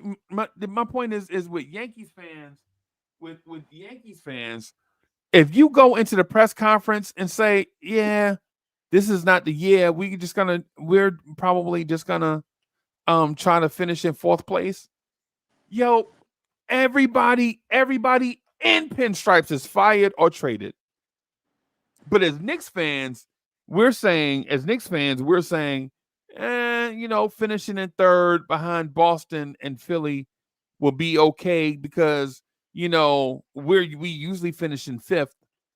Nah, man, as fans, we got to flip that switch and start thinking it's championship or bust, right? And if you flip that switch and come to that place where I am, right, as somebody that feels like we're close to being a championship contender, we need one or two more moves to be in the conversation. You'll understand why I'm saying go get Chris Paul in the buyout market. Go get Gordon Hayward in the backup in the buyout market. See if you can get a Valanciunas or some type of big, right? Some type of big in order to fit into this big, because the only thing better than 2 good NBA centers is 3 good NBA centers. Yeah. To have in a rotation. Especially with right? Tibbs. The only thing better than having 1 great point guard on your roster is 2 great point guards on your roster. Last night we didn't have a point guard on the floor, and it looked like it. Last night, Jalen Brunson looked like a scoring machine / weapon, and it looked like we didn't have a point guard on the floor last night. Right? No knock on Jalen Brunson, because Jalen Brunson is an excellent player. The point that I'm getting at is if when Knicks fans get to a point where they feel like, when you hear a Knicks fan say, well, all we need to add is, as soon as they do the ellipsis thing, all we need is, you already know that person don't know, they don't share the same thoughts as you. They don't share the same thoughts. All we need is a Colin Sexton. Colin Sexton ain't never won shit in his life. And you think just by bringing him here, he gonna make us win a championship? No. That's not even, when you hear cats say, all we need is a Jordan Clarkson and we'll be straight. Really? What has Jordan Clarkson won in his entire career? Yeah, it's true. What has he done? You know what I'm saying? Yeah, what I'm saying to you is this: the Knicks either have to make the big, humongous move before the deadline, or a series of those little moves to shore it up. Because either the thing is, is this. It's going to be as simple as this. Either you're going to be Cindy Crawford, right? For all the old heads that know who Cindy Crawford is, right? Either you're going to be, you're going to be a Raquel Welk, a Cindy Crawford, a Marilyn Monroe, or you're going to have to get a bunch of Julia Roberts, right? Right? You're going to have to get a bunch of Julia Roberts. It's just, I'm sorry. It's just what it is. Right? Either you're going to have to be the Marilyn Monroe of things, and that's the Boston Celtics right now, by the way. That's the Denver Nuggets right now, by the way. The Cindy Crawford, the Farrah Fawcett's, the Marilyn Monroes, right? And I know a lot of y'all don't even know who these people are. Just trust me on this, right? Just trust me. All the old heads know what I'm talking about. For the young people, either Google these names or just trust Uncle Freezie on this. It's why I'm your uncle. It's why I'm Uncle Freezie, right? If you're the Knicks right now, you are looking to accumulate a bunch of Julia Roberts, a bunch of Jodie Fosters, right? A bunch of Danny, what's the chick from Alien? The Sigourney Weaver. Sigourney Weaver. Yeah, a bunch of Sigourney Weavers. Yeah. So we have Jodie Fosters and Sigourney Weavers and Julia Roberts, right? Or do we trade all of this, all of the Jodie Fosters and all of those women, right, for a Marilyn Monroe? It's hard to do that in a regular season, right? But you got to try. If you can't try, if you try and fail, at least get us some more Julia Roberts. Who's the lady from G.I. Jane? The more Sigourney Weavers. No, he's talking about the one that was married to Bruce Willis. Oh, Demi Moore. Demi Moore. Yeah. So if you can't go get a Farrah Fawcett, you got to go get a bunch of Demi Moores. Right? That's all I'm saying, y'all. But under no circumstance do you think you can go to this place, the playoffs, with a Demi Moore versus a Marilyn Monroe? You just can't. No. You just can't. You right now, if you're the Knicks, you can't be in a position where you don't make a move.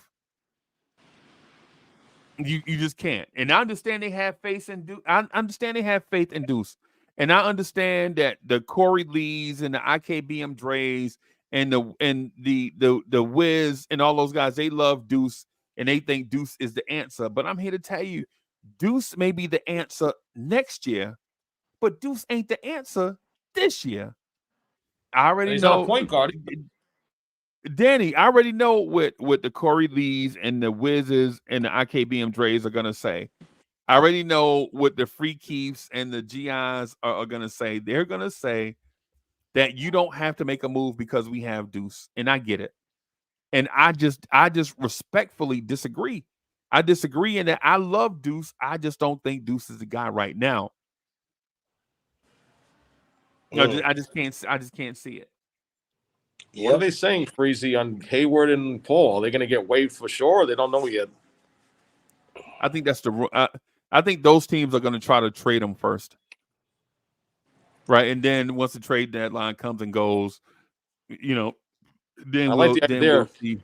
I like that idea, Freezie. Chris Paul and Hayward. Chris Paul would help Mr. McBride and even help Brunson a little bit too. Brunson, yeah.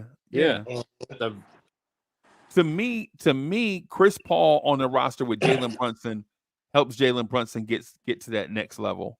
Yeah, mentorship. Right. You're paying vet minimum for experience that can make your players better for the long term. Right. Yes, and awesome. You know who the benefactor is, though? The main benefactor, Johnny Bryant and Tom Thibodeau, by adding Chris Paul. And that's what they have to do. Yep, because the player can teach the young coach and the old coach that's stuck in his ways. Mm-hmm. Yes. And then now we have a formula of winning to where we have mentors. Because if you look at it, Udazum Haslam, look at him when he was with Miami. He's just done. He rode the bench and he's been doing Bro, a lot. And you gotta stop mispronouncing people's names, bro. It's I'm hilarious. sorry, man. Yo, You're you right. making me and Danny laugh. We can't focus, bro, because you making us laugh. But he's an example of how he contribute to a championship team with his knowledge and his experience. He could have left when LeBron James and all of them were there. Could have went to the Bucks, but he said no. He stayed and believed in the system, mentored the guys, and they won championships. So Yeah. if it gets us the championship, why are you guys not seeing that as the point? The point is to solidify the back end, our second team rotation, because we're weak with injuries and we're weakened with our offense and defense. So if we solidify that with Valiant, with guys that are going to make our players play better and not rely on Tibbs, because everyone hates Tibbs in the front office, and we're playing better without relying on them, that's a better formula for success. Of course. Okay. But and someone in the chat had also brought up what about Andrew Wiggins instead of Hayward? I was actually thinking about that. I honestly don't watch Wiggins like that, so I can't tell you. Me neither. So what do you think, Unc? I don't care. You be asking me these random questions, yo. As I'm trying to follow the path that you on when you be hosting. I don't care nothing about it. Okay, so I'll play along just for GP, right? So if you get Andrew Wiggins, where's he gonna play at? True. Now I'm asking you, where's Andrew Wiggins gonna play? He's probably gonna play behind. Yeah, he can't even play behind OG. What position is he gonna play when he comes to the Knicks? Just tell me. He's gonna be playing out of position. I can tell you that. No. So if you get Wiggins, he's gonna be playing the 2, or is OG gonna be playing the 2? Someone's gonna be playing out of position. That's what I mean. They're gonna mess up the whole chemistry. I haven't watched Wiggins' game, so that's why I was asking, as opposed to Gordon Hayward. Yeah, and I saw Andrew Wiggins this year, and he looks terrible. Okay. The only reason why Wiggins would even be available is because he's not playing good. So, do you want to disrupt the chemistry of the Knicks right now to resuscitate Andrew Wiggins' career? No, you don't. Okay. I'm asking chat. Do you want to bring Andrew Wiggins here to resuscitate his career at the risk of messing up the vibe the Knicks already have? I'm asking because if you do catch lightning in a bottle, you may get that Golden State run from a couple of years ago, right? But if you don't, you have a very expensive contract that you may not be able to unload. And for those that don't know what that feeling is like, think Evan Fournier. How y'all feel about Evan Fournier right now? And Evan Fournier is only 19 million. Only. If Evan Fournier's contract situation is frustrating you right now, just imagine 3 more years of that with Andrew Wiggins. Yeah. Now you may catch lightning in the bottle, right? You may catch lightning in the bottle, and he may be that tall wing player that we need next to Jalen Brunson. But at what risk? At what risk? And then you have to give up something to get Andrew Wiggins. So now, not only is Andrew Wiggins volatile when you get him, right? Not only is he volatile when you get him, you're gonna have 3 or 4 more years of it. Now he may come here, and Tom Thibodeau may be exactly what he needs, right? But we've already seen the Andrew Wiggins and Tom Thibodeau thing before. We saw it in Minnesota. Didn't work. Maybe both entities got better. Maybe Tom Thibodeau is better now than he was in Minnesota. Maybe Andrew Wiggins now is better than he was in Minnesota. Now, when you bring them back together again, maybe somehow you can get the 2021 or the 2022 Andrew Wiggins, right? Mm-hmm. But what if you don't? And you're stuck. How much does he make, Freezie, a year? I don't know. I hadn't researched him. Me neither. That's Cowboy Bob's man. Nah, that's not. I was asking someone asked in Cowboy the Bob, how chat. much does he make it? How much does he make a year? Give me a minute. Let me go ahead and look that up.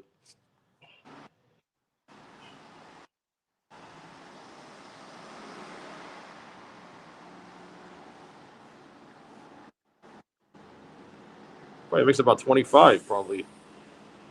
Okay. He signed a 4-year contract with the team worth $109 million in October of 2020. It includes a 30-player option. Wow. $30 million player option for the 2026 season. Damn, that's a lot. Hold on. I'm reading it through. Sorry. Give me one sec. Wow. Making a lot of money. Yeah, that man make 31 million. Yep. I'm sorry. In 2024, he makes 24-3. That's not bad. But that's more than like you said, Fournier. Fournier's getting like 19 million. But in order to get him, you'll use a trade exception in order to get him. Yeah. So he'll make 24, 26, 28, and then in the final player option year, he'll make 30. And y'all already complaining about paying Josh Hart 18 million. That's too many people getting paid for this, pretty much the same work in my eyes. And see, look at this. Look at this. Yo, Ivory 10 says too much, and then Sherwin right after him says that is not a lot. That is why when you read the chat, bro, you kind of got to be careful because because one person says something is not indicative of what the entire chat is thinking. Okay, so I went down a rabbit hole. Gotcha, Uncle. Now, what are you giving up for Andrew Wiggins? I'm not doing that because I'm thinking about all the stuff like what you just said. Andrew Wiggins, bro. I'm not giving up Andrew Wiggins. I was reading the chat to see if we can figure out if we would or wouldn't, but it doesn't make sense because you're gonna get a guy who you're paying that much money to, and he's not gonna contribute because he's gonna be forcing someone out of position or he's playing out of position.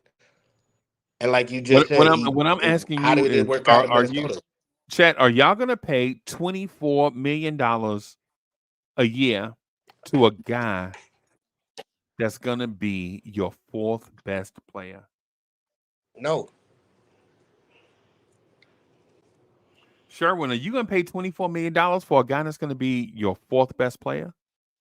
On some nights, he'll be your second best player, right? No lie. Some nights he'll be your second best player. Some nights, on rare occasion, he'll be your best player. But then on other nights, he'll be your seventh best player, your sixth best player, your fifth best player. Yep. I mean, to me, if I had no other alternative, I would do it.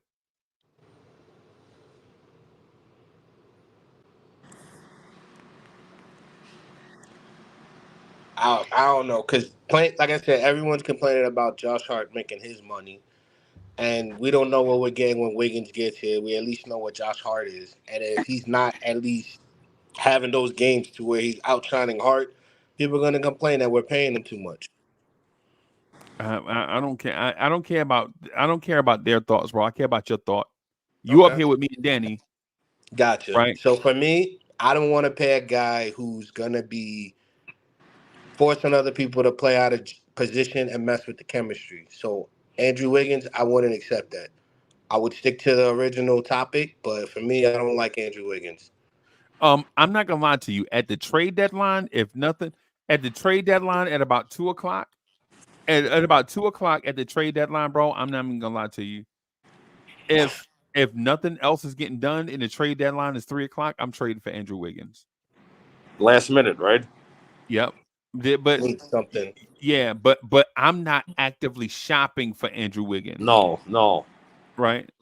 But if I gotta make an improvement, if I gotta make an improvement, Andre bugged out. Look, Andre says OG can play the two. Oh, where?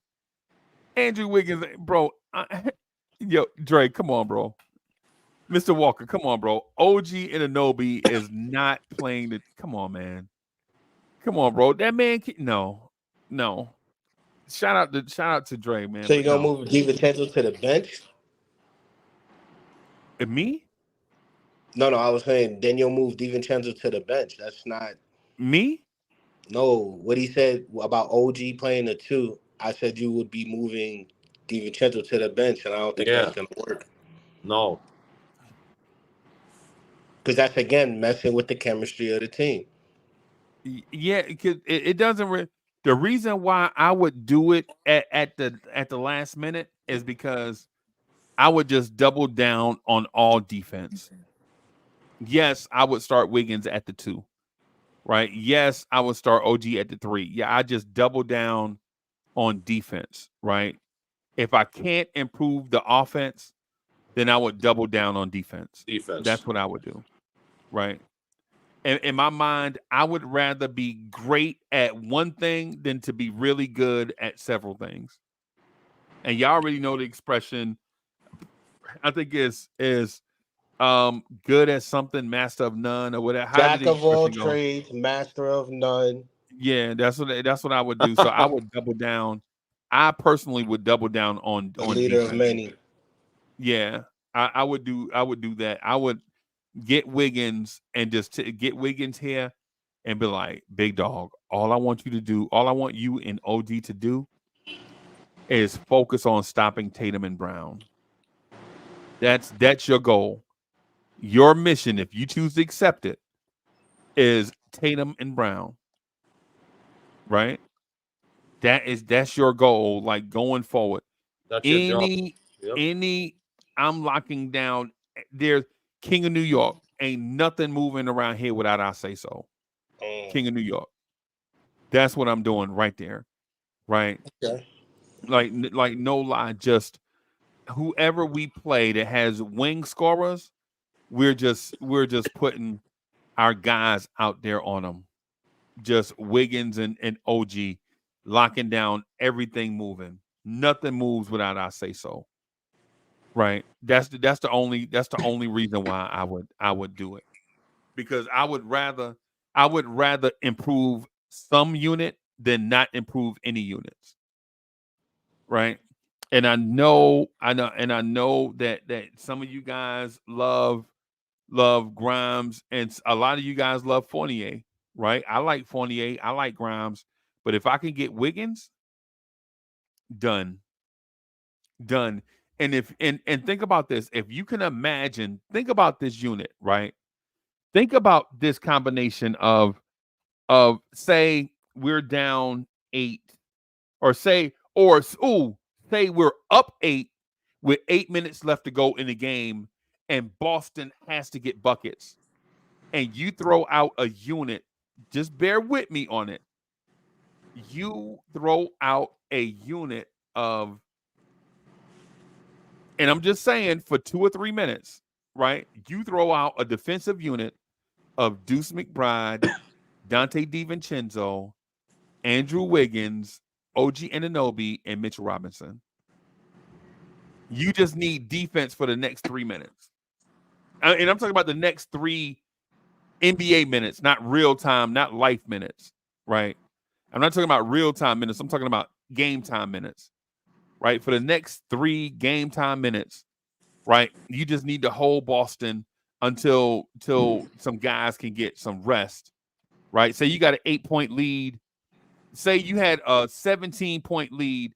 Boston cut it to 8, but now Randall and Brunson and Hartenstein and these guys are exhausted, right? Deuce, DiVincenzo, Wiggins, OG Anunoby, and Mitchell Robinson. Just holding it down for 3 minutes. Keep the lead at 8 until Randall and Brunson can get their lives together, right? I'm for it. I'm for it. That's the reason why you go get a Wiggins, right? Right? You get a Wiggins for that.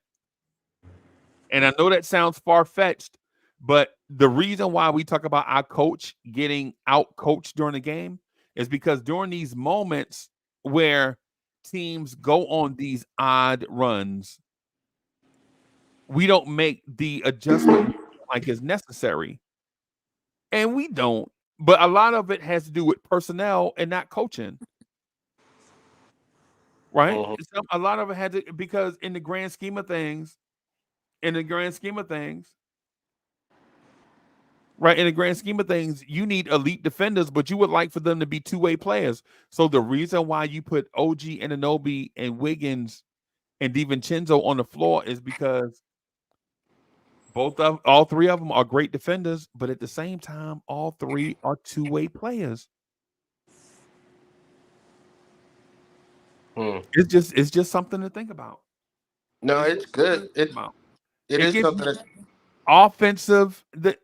What I'm saying to you, Cowboy Bob, is lineup flexibility is something that we haven't had over the last few years. I So agree. am I saying Andrew Wiggins is the primary target? No. What I'm saying is he's one hell of a secondary target. Right? It's like when you go play, it's like going to play basketball, man. You know what I'm saying? You've been waiting all week to go play basketball, man. And then you wake up Saturday morning, you look out the window and it's raining. You're like, oh, shit. You still want to play? Just go play indoors. That's your secondary option. Just go play inside a gym. Man, keep your options open, because at the last minute you don't know what can help you. But I like the thing about it is with Wiggins, if he's a secondary option, I don't think it's gonna help. And the reason why I say that is knowing how the Knicks were with the OG trade this year and how they were with the Hart and all the moves they made previous, I feel that if you're not in their scope, even if you are a valued asset, they're not gonna even look your way. Like, that's a pretty good second option if we don't make any moves, like you said. But the problem is the Knicks front office, I think, would make a move by Friday. If not, they're just gonna hold out. Here we go. No, I'm saying, because for real, the plan is like you said, he's a good secondary option. Here we go. When people don't have nothing to talk about, they just blame the front office. I'm not. You just said he's a good secondary option. All I'm saying is I know what I said. I was here. The Knicks front office, if they want somebody, they would go after him. And the way you just expressed how Wiggins' value is there, I don't think they see it. I know what I said, Cowboy Bob. I'm coherent, bro. I know. I'm alive. I'm looking at you. Yo, I'm looking at your thing right now, bro. I'm here. What I'm saying is, what do you have to say? I think the low-hanging fruit for a lot of Knicks fans is we don't have nothing to say. They just blame the front office. No, I just honestly think that they're going to move in another direction. Because honestly, I think what they're going to do is just find a guy that can hold down minutes for Brunson. I don't really think they're going to go after a big. I just think they're going to try to find a backup to hold down Brunson. That's all I think. Because if the Knicks were going to make moves, they've been quiet. They've been doing everything the way they have been this year. I'm okay with that. But for me, the only thing I see the Knicks would do is get a backup point guard. Because right now they haven't looked for anybody. They got rid of, like I said, they got rid of Taj Gibson. We could have used them now. Taj Gibson would have. It don't matter. We could still use them with the injuries, bro. We need NBA players. We need NBA players. I thought the same thing, but Taj is washed, bro. We got to move on. Taj Gibson washed up. Okay. So then it's gonna be the backup position. Like, one of these things is gonna get picked up. But I don't think it's going to be the center. I think it's just going to be the point guard, because they're trying to build the future with Randall and Brunson. That's my opinion.